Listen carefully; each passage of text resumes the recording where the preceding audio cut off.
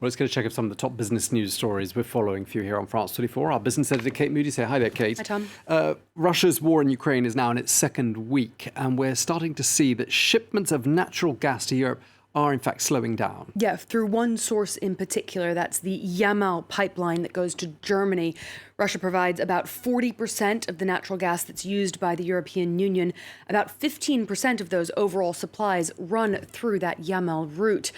Data from the German-based Gascade showed that shipments at one checkpoint plunged from the usual 17.5 million kilowatt hours per hour to just under 600,000 on Thursday. Russia's Gazprom has said it's fulfilling all of its orders. Now, that pipeline does run from the Yamal Peninsula in Siberia across Belarus, Poland, and Germany.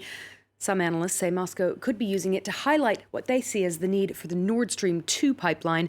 That project was effectively frozen in the first round of sanctions last week. This is, though, a reminder of just what's at stake for Europe's energy sector. European natural gas prices have soared to record highs this week. Ukraine's energy minister this Thursday urged the EU to stop taking gas from Gazprom. And although it has been suggested that a next round of European sanctions could target Russia's energy sector, Germany's economy minister has said he's against an immediate embargo of Russian oil and gas. Well, European officials have already confirmed they are working on additional sanctions that could be imposed as needed. European Commission President Ursula von der Leyen said she's also trying to speed up the process of finding alternative sources of energy to reduce the bloc's dependence on Russia. At the same time, we are preparing in case of retaliation. In particular, we are working to diversify our energy supplies. We discussed it. We are indeed increasing our supplies of LNG gas to ensure that we have enough through this heating season. And we're doubling down on renewables, which are the smartest and the cleanest solution to create independence from Russian energy sources. We need to get independent from Russian gas, oil, and coal.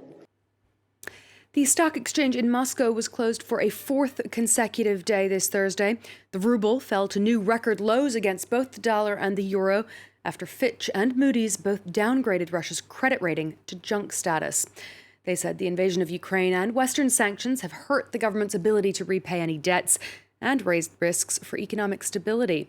Separately, the Bank of England said it would stop publishing the ruble's exchange rate because market conditions at the moment make it impossible to follow accurately. Well, Western companies are continuing their exodus from Russia. Spotify has closed its offices in the country. H&M, IKEA, and Toyota are all suspending operations as well.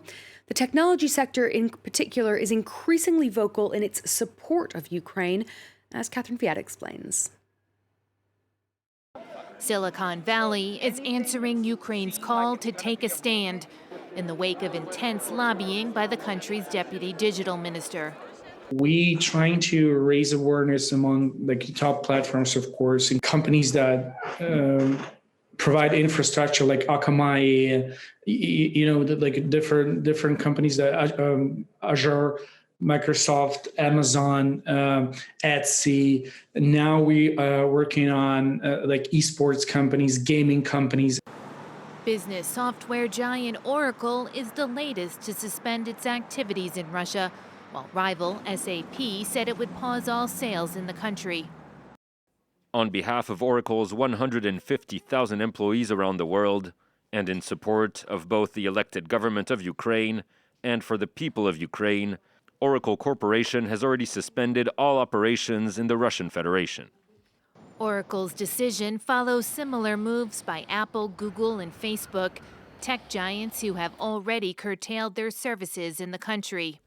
Streaming platform Netflix also announcing that it's paused all future projects and acquisitions from Russia, including halting the filming of Russian-language series Zato, while video game maker Electronic Arts has removed Russian teams from its soccer and hockey titles. Amazon has pledged to use its vast resources to get supplies to Ukrainians in need and provide cybersecurity assistance. The tech exodus expected to continue while Russia wages war on Ukraine. That's all from me for now, Tom. Thank you very much indeed. Kate Moody with tonight's business news. Thank you so much.